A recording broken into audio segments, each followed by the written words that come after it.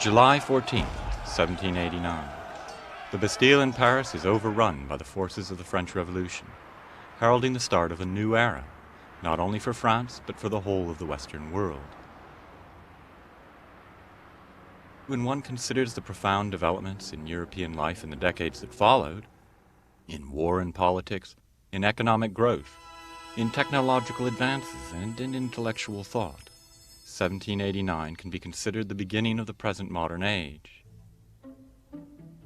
In the history of art, too, the French Revolution appears to signal the start of a new age, a time of significant changes both for the subject matter of visual art and for the individual artists creating it. It was a time that produced some of the world's greatest masterpieces, the time of the Romantics.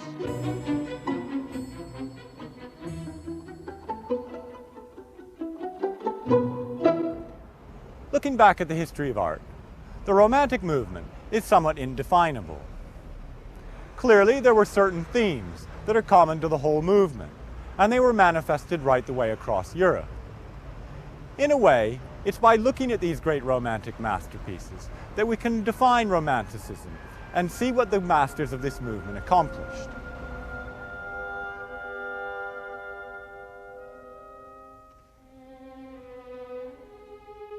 The classical world that had seemed to be a model for behaviour and action couldn't explain war, horror, and the carnage of the Napoleonic era.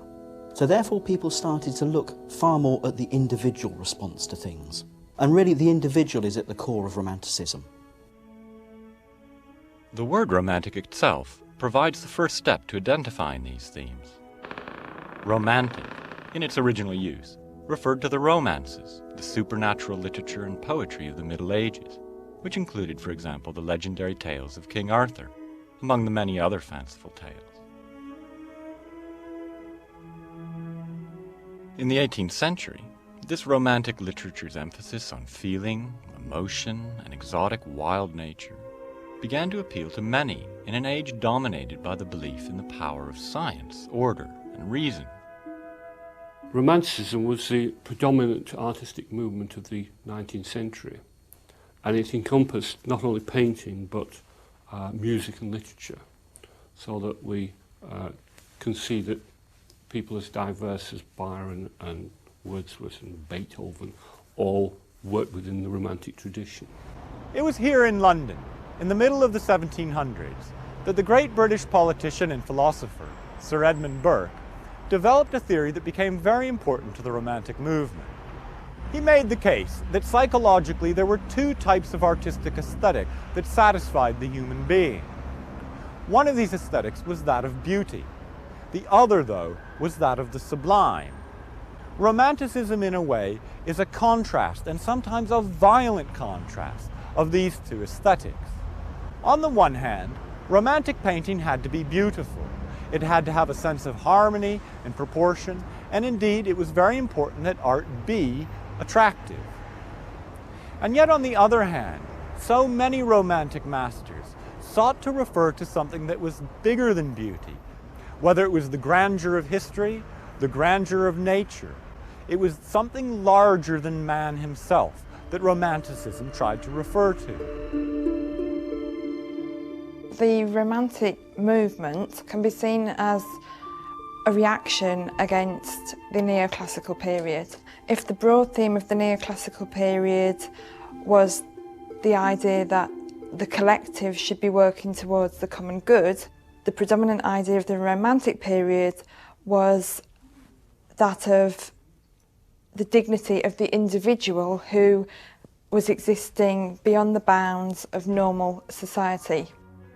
At the time when Burke was writing, Western art was almost exclusively concerned with beauty.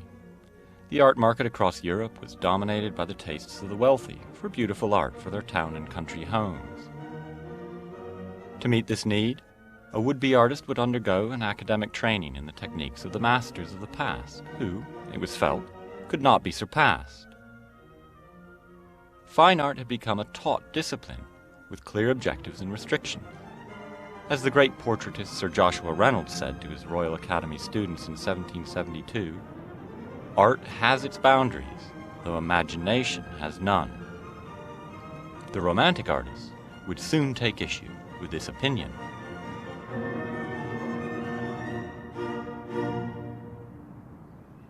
The reverence of the past, inherent in artistic life at Reynolds' time, was, if anything, stronger than it had ever been. The mid-18th century saw the excavations of Pompeii and Herculaneum, and the first authoritative research into Greek architecture.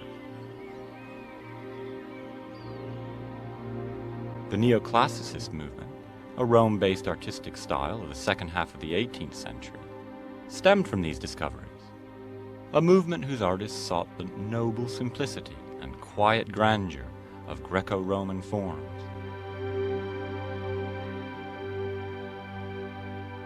The artist most associated with the Neoclassicist style was a Frenchman who spent 7 years in Rome before returning to France in 1781, a man who would become profoundly connected with the art and the politics of his day, Jacques-Louis David. David, although is often seen as being an exponent of neoclassicism and associated ideas, in his paintings he shows that he could actually draw on romanticism to add new elements of meaning to his neoclassical paintings. With the famous Oath of the Horatii, he established himself as a major figure in society, a society which would shortly afterwards be plunged into the turmoil and exhilaration of revolution, a revolution which David passionately supported. For the study of Romantic art, though, the well-known events of the revolution are not as important as the ideas behind it, and these ideas stem mainly from the work of the philosopher Jean-Jacques Rousseau.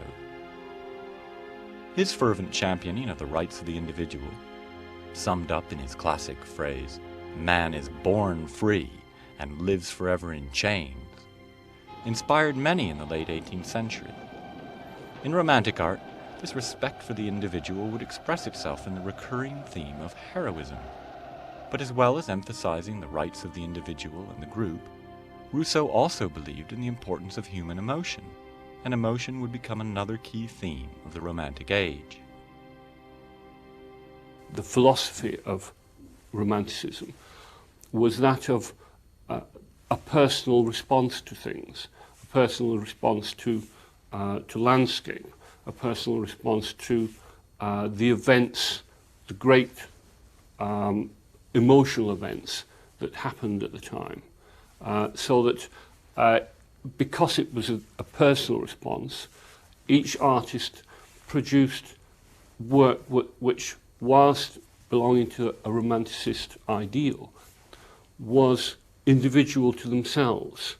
So the individual's own feelings rather than general feelings became paramount.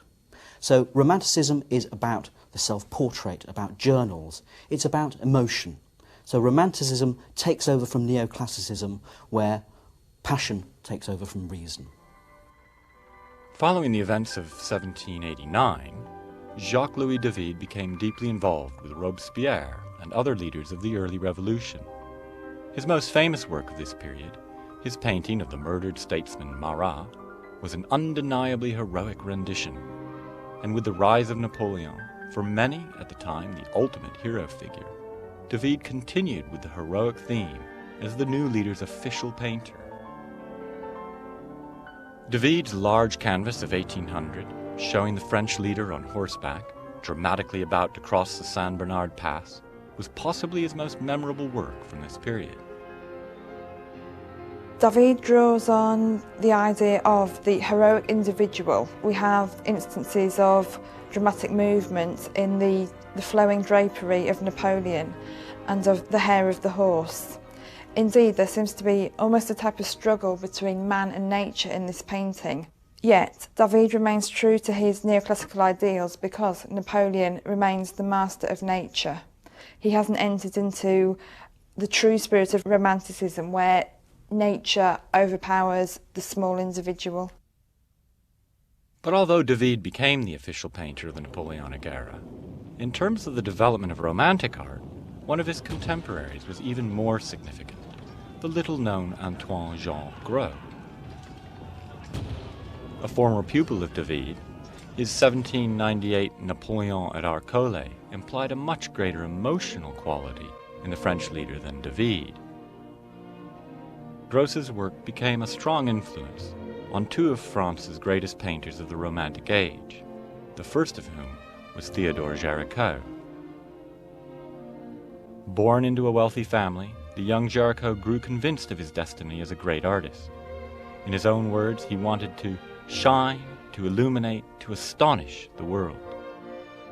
So, in 1812, and virtually self-taught apart from two brief apprenticeships, Géricault announced himself to society with his first contribution to the Paris Salon, the charging light cavalryman.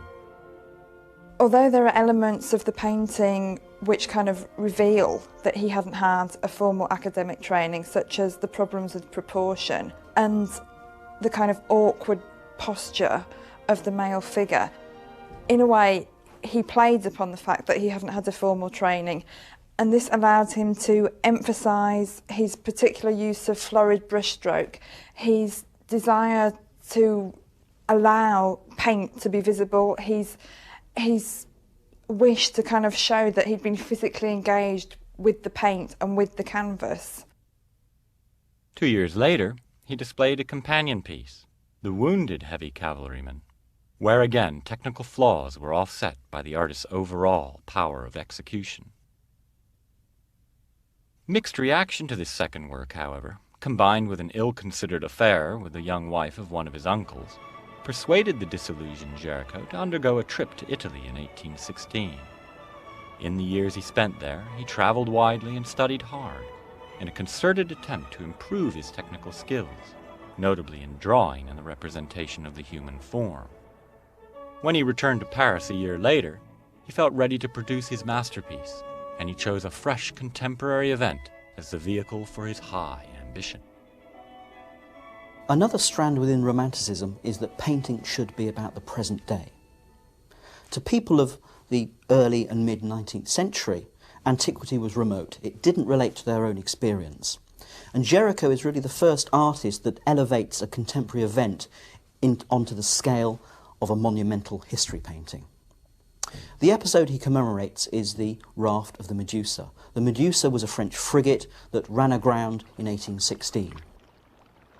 The story of the Medusa had outraged French society. Following the Medusa's loss, the ship's officers had commandeered the lifeboats for themselves. So, while the captain and the officers were saved, the other ranks and some passengers were put on a makeshift raft. 150 of these people were crammed onto a raft with inadequate food and water. Only 10 survived the 2 weeks of thirst, disease, murder, and eventually cannibalism that resulted before the raft was picked up by a passing ship. The moment when the desperate survivors sight their rescuers is what Géricault chose to depict in a truly monumental canvas for the Salon of 1819, the Raft of the Medusa. What we see then is the moment when the rescue ship is sighted. So we have figures trying to attract the attention of the rescue ship. But what happens is that this commemorates an episode when the rescue ship sees them for the first time and then fails to pick them up. It returns later for the final saving of the crew. So we have on the top of the picture these figures waving frantically for the attention, but then as you drift through the painting, the figures in the bottom foreground are slumping back, recognising that they hadn't been seen. One of the people who survived from the Raft of the Medusa was the ship's carpenter, who supervised the construction of the raft. So Géricault sought him out and asked him to produce a complete scale replica as a model of the raft, so that he could then use that as an image from which he could construct his painting. And the painting, in fact, is 24 feet wide, so it's a fairly huge image. Now, although Géricault wanted to suggest this misery and deprivation of this act, We don't see any act of cannibalism on this raft, clearly because cannibalism is one of the great taboos of Western society. What we also see are whole bodies. Clearly, a corpse that's ravaged by the sun and heat for a number of days is going to start to decay. All these dead figures on the raft of the Medusa seem like dead antique athletes. So there is an element of decorum kept in it. What we also see is that the raft is tipped up at an angle, so we're invited to share this misery that's taking place. So in many ways, the raft of the Medusa is a key document in Romanticism in that the self and individual involvement is being looked at, but also the present day is being magnified as an object worthy of art. When Géricault exhibited the painting at the Salon, as he looked at the image, he realised that, pictorially speaking, there seemed to be a gap rather on the lower right-hand side of the painting, which in a sense required another figure. So he had his life model come and pose for him, and he painted this figure into the picture within the week preceding the exhibition. Unfortunately for Géricault, the adulation that he expected from his great canvas did not arrive. Reaction to the painting was generally favourable, but the work was not purchased by the state as Géricault had hoped. It would seem that although the Raft of the Medusa was well received, its style and message was simply too bold to be hailed right away as a masterpiece. So it was that with great disappointment that Géricault came here to London. After a short time painting here, he then returned to Paris. Back in Paris, Géricault became very interested in painting portraits of the patients at the local lunatic asylum. Indeed, Géricault launched here what is generally perceived as a romantic trait, plumbing the depths of extreme human psychological states of mind.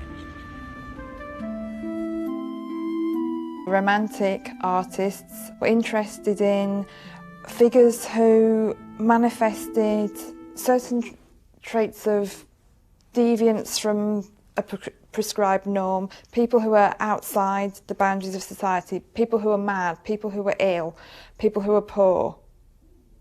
Anyone who really was different in some way. Aged 33, Géricault died a tormented and frustrated soul. Only posterity would give him the status of romantic hero that he so desired in life.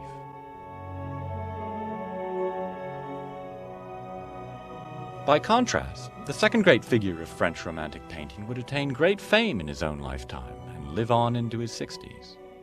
Eugène Delacroix, born 7 years after Géricault, and like him, the product of wealthy parents, was inspired by the older man's tragic story and by the Raft of the Medusa in particular. His earliest successful work, his Dante and Virgil of 1822, overcomes technical weaknesses with a harmonious overall handling of light and color, very much as Géricault had done with his charging cavalrymen. Further success would come in 1824 with his large canvas, The Massacre at Chios, his own giant rendition of a horrifying scene from recent history, in this case the slaughter of the islanders of the Greek island of Chios by occupying Turkish forces. The Greek struggle for independence was widely supported in artistic circles, and this support was boosted when the great poet of the Romantic age in literature, Lord Byron himself, died fighting for their cause in 1824. Perhaps it was a fitting way for him to die, a heroic, romantic fighter for liberty and freedom. Later, a memorial was posted here at Westminster Abbey in London, in the famous Poets' Corner. Delacroix, who was a great admirer of Byron's writings, adapted one of his plays to make his dramatic painting of the death of Sardanapalus. It's full of passion and it's full of emotion, and this is stressed by heavy use of paint, dramatic brushwork, huge build-up of figures one on top of another, complex use of diagonal lines, a complex use of lines of muscle, lines of bodies, and a return to the dark, sombre colours of painters from the Baroque era.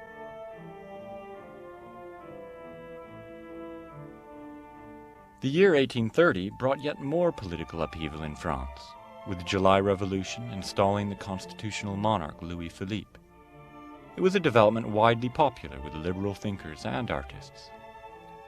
For the Paris Salon of 1831, no fewer than 23 artists contributed work glorifying the new revolution. But of those works, only one is still remembered today, a work that many believe to be Eugene Delacroix's finest achievement, Liberty Leading the People. Delacroix's painting of Liberty Leading the People is a rendering of the events of the July Revolution in 1830. And Delacroix said that whilst he couldn't perhaps fight for the revolution, at least he could paint for it.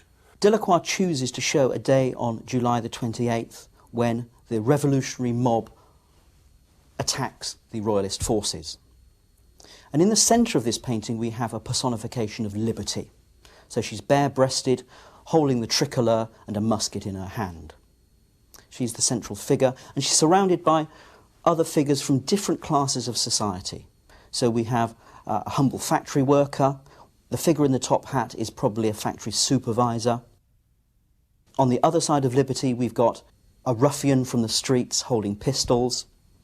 And at the base of the barricade, we have a figure in a blue shirt, seemingly dying. And if you like, his dying vision is of this representation of liberty.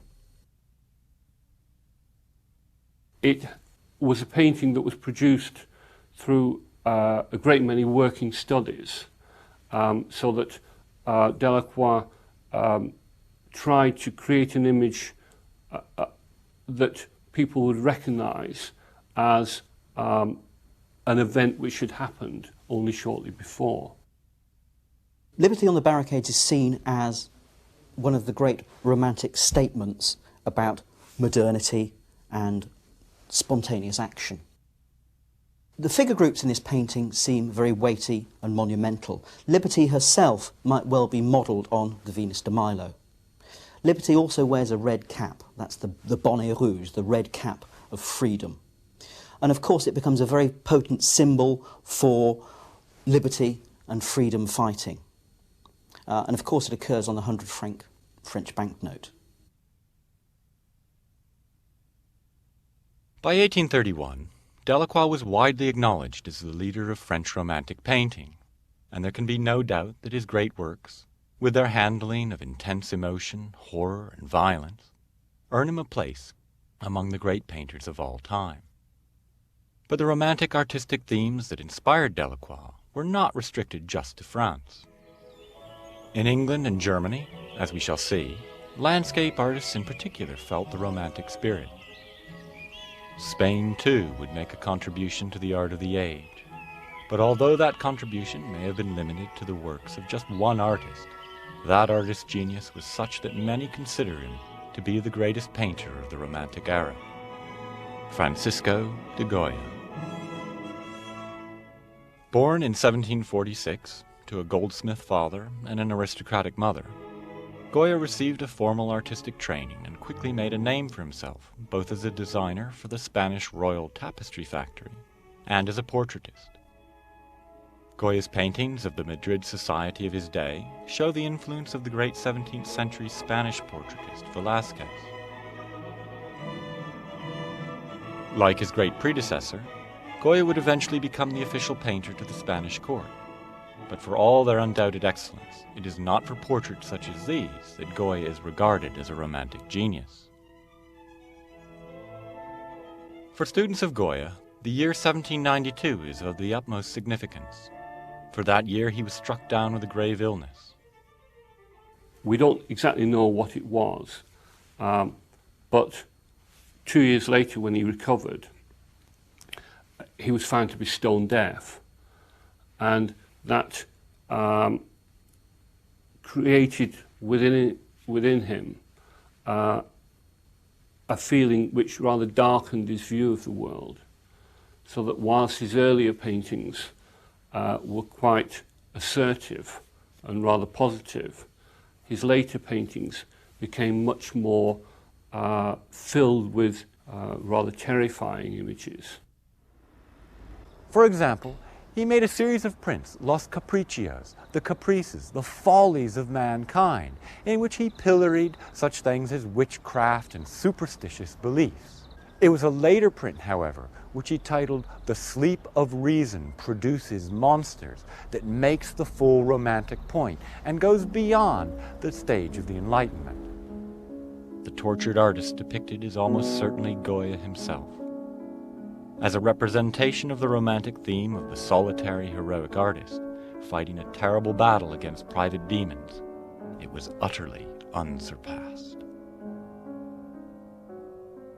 Goya would go on to produce further collections of illustrations in his lifetime, with the subject matter growing progressively more horrific. The series, The Disasters of War, unpublished till after his death, was a great Spanish artist's response to the particularly bloody conflict between his country and the forces of Napoleonic France. In a way, maybe Goya's lithographs of the disasters have some kind of connection with political cartoons, or the type of satirical cartoons that were popular in the 19th century press, particularly the 19th century popular press. They were direct. They didn't require a knowledge of art. They didn't require a classical education to be understood. And this is very important if Goya was trying to reach a broad audience, and maybe an audience who didn't have the privilege of education, status and money. But for all the intensity of his illustrations, Goya's greatest work would be executed in paint, with the War of Spanish Independence again the subject matter. On the 2nd of May, 1808, the people of Madrid rose up against the occupying French forces. The 68-year-old Goya would depict this uprising 6 years later in a large canvas that fully captured the emotion and energy inherent in such a tumultuous event. This work alone represents an artistic triumph of the first order, but with his companion painting, depicting the terrible revenge of the French on the 3rd of May, 1808, his achievement was even greater. In it, French forces have been rounding up Spanish civilians. They've been prepared here for execution, and one of them is standing with his back against the wall. In order to make his point, Goya has chosen his moment very carefully. The man knows he's about to be shot. The whole scene is lit by a dramatic, stark candlelight. The forces of the French are there on the right, and there on the left, the man stands seconds before the trigger is pulled. He's thrown his arms up. He's completely defenseless, and like Christ himself is about to be crucified. Now, when we see commemorative paintings like this, we usually expect them to be extremely heroic. And if you like, if death is taking place, it's seen as being a way to an ultimate victory. But we don't find this in the 3rd of May, 1808. We contrast the terrorised victims on the left-hand side of the painting with the faceless firing squad of the French. These figures all seem too close together. In reality, a firing squad would have had more distance between them. What effectively we get here is an anti-heroic painting. The man in the white shirt isn't a hero, he's a victim. The colours that seem to be almost thrown onto the canvas, rather like a blood-spattered image. And the background is black night that overall hangs like a pall above the whole scene. It creates a very sinister image.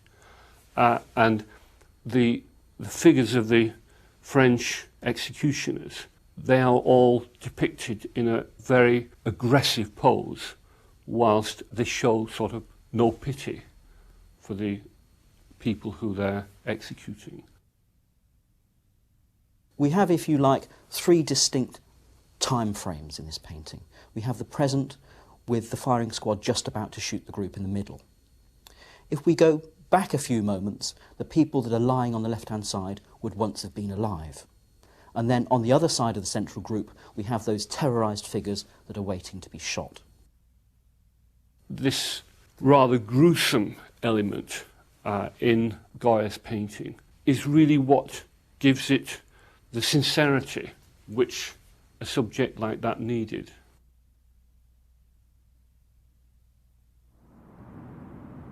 England, of course, was generally spared the cataclysmic political upheavals that dominated the societies of Géricault, Delacroix, and Goya. And this may explain why the most significant works produced by great English artists during the Romantic period were not contemporary history paintings, but landscapes, and through the work of John Constable and J.M.W. Turner, England contributed fully to the art of the Romantic Age, and in so doing changed the art of landscape forever. Prior to the Romantic Age, landscape paintings were dominated by the concept of the picturesque. In a time when nature was felt to be subordinate to man, landscape paintings, like other branches of painting, conformed to certain formal notions of beauty. These formal notions were derived mainly from the work of great 17th century French painters such as Claude Lorraine, whose calm, idealized scenes were inspired by his interpretation of the classical age of Greece and Rome.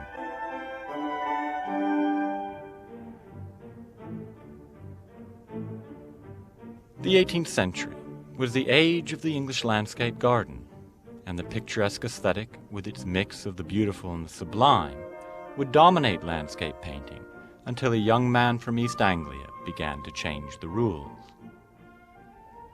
The painter John Constable was the type of painter who wanted to go out into the English landscape and paint what he saw. As he put it in a letter to a friend, "There's room enough for a natural painter." And to pursue this aim, he chose to paint almost exclusively in the area of Suffolk where he had grown up. The pictures he produced are now among the best loved of all in English art. Here we are in Birmingham's Museum and Art Gallery to have a look at a fine example of a late Constable painting. It shows Salisbury Cathedral, and it was painted from the garden of his friend, Archdeacon Fisher. It's typical of a romantic landscape painting. It's got loose, open brushwork and reflects his great love of nature. However, Constable had a difficult time making a living painting landscapes, as most painters were in the business of portraiture painting. However, his friend Archdeacon Fisher helped him, guaranteed a certain price for his paintings, and gave him the peace and tranquility he needed to carry on with his work. Romantic landscape painting varies in style. In this case, it has large, open brushwork, typical of the sketches he made for the final versions, which he would show in the Royal Academy every year. This is a small sketch. Of course, the final versions were much larger. Constable wasn't interested in the idea of an idealised classical landscape. He was more interested in a specifically British type of landscape. One of the ways that he could achieve this was a more varied type of composition where he could just focus on a small aspect of a landscape, or he could focus on a part of a landscape that he remembered from his childhood, something that was personal to him or personal to the people who were looking at his paintings. Constable's mission with landscape, if you like, was to recreate the greenness of the English countryside. And he has this extremely close contact with the areas that he grew up. Of course, he's also the son of a miller, so he's a country boy, if you like, so he understands weather conditions. He was an obsessive observer of clouds. He said that the clouds in a painting were the chief organ of sentiment. But it is not Constable's techniques that are most significant from a romantic point of view, but the sheer sense of feeling in his work. And he never expressed this feeling better than in his best-known work, The Hay Wain.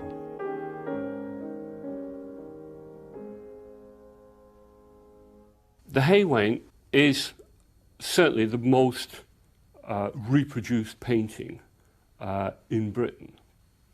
But like so many very famous paintings, it's actually rather misunderstood. It was one of a series of paintings which he called his canal scenes. And this painting, the Hay Wain, which he in fact called Landscape Noon, was the third of this series of 6 paintings. And it was this series upon which he wanted his reputation to stand. He shows a summer scene. So the Hay Wain is the cart that's actually crossing the river. And on the left-hand side, you see a cottage. That's Willie Lott's cottage. Willie Lott was a countryman who allegedly never spent even a night away from home.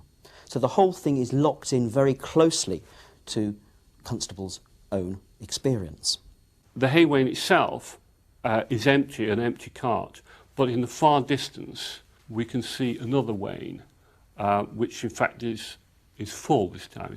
It's piled high with hay, and this empty cart is coming across the river to replace the one which has been filled with hay, and we can see the tiny figures of the reapers who are bringing the hay in. So it's a working image. Previous to this, a lot of landscape painting hadn't really examined the true range of colours in the countryside.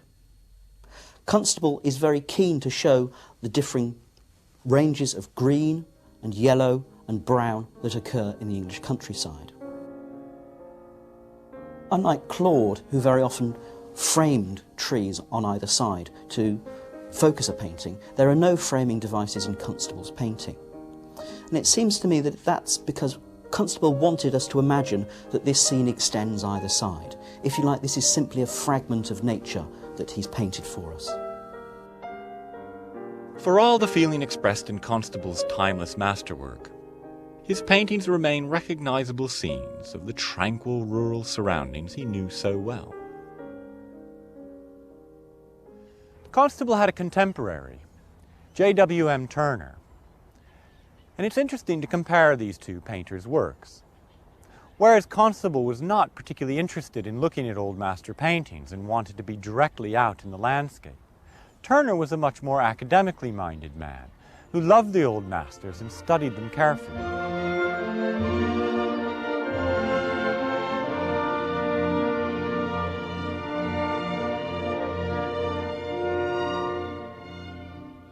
Turner was a man of many different character traits. One of those was as an intellectual, and in fact he did read. Perhaps it was even here at Oxford that he first encountered the writings of the German Romantic philosopher Goethe. Now Goethe's writing is extremely romantic, and in it he proposes that color in painting can have direct emotional meaning. Blue, for example, which is a cool color, is taken to be gloomy and melancholic and the least happy of the colors. On the other hand, there was yellow, which was brighter, warmer. It was more happy and serene. This systematic and romantic use of color that was developed by Goethe and then carried on with Turner had some interesting applications. In his late years, Turner was able to do a sequence of paintings in which he used plus and minus colors to capture the dramatic, universal drama of life and death. As a painter, what he wanted to do was to show his own personal response to nature, to the landscape, but very much to the dramatic events that happened in the landscape. Like Constable, Turner aimed at the truth, but not just the truth as sensed by the eyes, but truth as felt and experienced. Turner could be seen to be a forerunner of the Impressionists because of his radical treatment of the effects of light and the effects of rapid movement through the use of paint. Many artists before Turner almost wanted to conceal the fact that they were using paint through their concern with the smooth finish. Yet Turner wanted to prove that paint could be a very powerful way of expressing nature. An example of this new approach is this image, Slavers Throwing Overboard the Dead and Dying, from 1839. Like Géricault's Raft of the Medusa before it, this is a depiction of an actual event, a disgraceful incident on a slaving ship in 1783, when slaves were thrown overboard during a storm in order for the shipping company to claim the insurance for their loss. Turner captures the horror of the event, but in an utterly different way from Géricault. Here, the sea almost seems alive. Such is the sheer sensation of turbulence that Turner was able to create. Turner didn't just turn to the old masters to render his sense of the sublime. He was also able to capture the sublime experience of modern engineering, such as in his famous Rain, Steam and Speed of 1844. It actually depicts a locomotive going over a railway bridge outside Maidenhead in Berkshire in England. Now, of course, at this time, the railway age was new. One of the aspects of Romanticism was that it should be modern. So here Turner is examining modern technology and at the same time contrasting it with landscape. So not only do we see this locomotive rushing headlong towards us, but we also see a hare crossing the railway line, and if we look down onto the river, there's a boat. Here we have a railway train which seems to rush towards us, and the story of how this painting was created comes from a lady who was on the train with Turner, and she tells us of a rather, what she described as a rather funny old man who said, would she mind if he stuck his head out of the window? So she said, you know, if he wished to do this. And he stood there for fully 9 minutes with his head out of the window of this railway train, mentally absorbing what it was like to be rushing along in a railway train. To us in modern ages, 30 or 40 miles an hour doesn't seem like any great speed at all. But of course, at this time, people were actually quite worried that human beings might pass out through such extreme speeds. What Turner does to animate the painting is to show everything out of focus. So he anticipates or suggests the speed of the locomotive by showing it out of focus, but he also seems to put the firebox of the engine at the front. So another element of Romanticism is this aspect of imagination and creativity. If Turner painted the greatest romantic landscapes and seascapes in England, then his equivalent in Germany was undoubtedly Caspar David Friedrich, the final essential artist of the age. Born in 1774, he settled in Dresden as a young man and would remain there for the rest of his life. As with Constable and Turner, Friedrich's landscapes would represent his greatest artistic contribution, landscapes inspired by ideas that were utterly romantic. Emotion characterizes his work, in this case a strong sense of melancholy, but Friedrich's personal views on the role of the artist are significant too. He saw the artist's role as being that of a mediator between nature and humanity. Nature, he believed, was too sublime for the multitude to grasp. Whether Friedrich eventually succeeded in this ambitious aim of mediation is uncertain, but his renditions of nature are amongst the most spiritual and sublime ever created.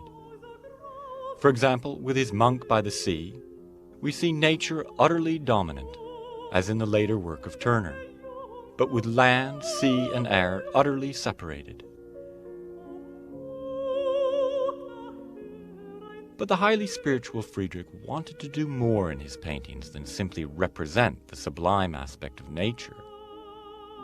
He wanted to instill symbolic meaning into his work. His marvelously transcendent Abbey in the Oak Forest gives us a clue to his intentions. The funeral procession takes place in an otherworldly graveyard.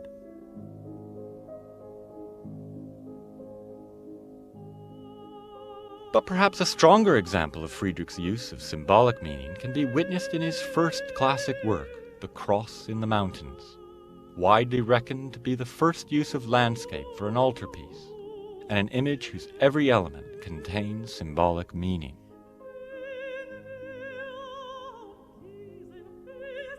Caspar David Friedrich was really the first artist who saw that religion and spirituality could be contained in landscapes alone. We know that Friedrich was a devout Protestant, and he felt that landscape could be used as a way of examining essential Christian truths of redemption and salvation. In 1880 he paints the Cross in the Mountains. Now we know that in Germany and Austria still today we have these elaborately carved gilt crucifixes that adorn the tops of mountains. So what we've got here is one of these scenes with the cross in the mountains surrounded by evergreen trees and the dying rays of sunlight. Friedrich felt that by examining this kind of symbolism it could be an aid to meditation and understanding religion. Now of course many people at the time objected to landscape creeping onto the altar, as they said. Friedrich is also responsible for the elaborately carved frame around the paintings. It's supposed to be a kind of devotional altarpiece. We know that this painting was shown in Friedrich's studio for a while and it was placed on an altar table. So people that came in approached it as a revered object. They came and observed it in hushed silence.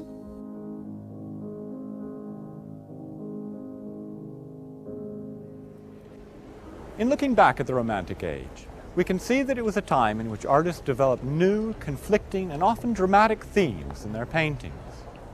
Of course, the abiding political and philosophical concern of this period was that of liberty. Artists from the period, such as Delacroix, Goya, Constable, Turner, and Friedrich, all celebrated this liberty in their exploration of painting. Once this new liberty had been won by painters, they handed it on to the Impressionists. And as we will see in the last program in the series, this was a liberty that they too would hold very dear.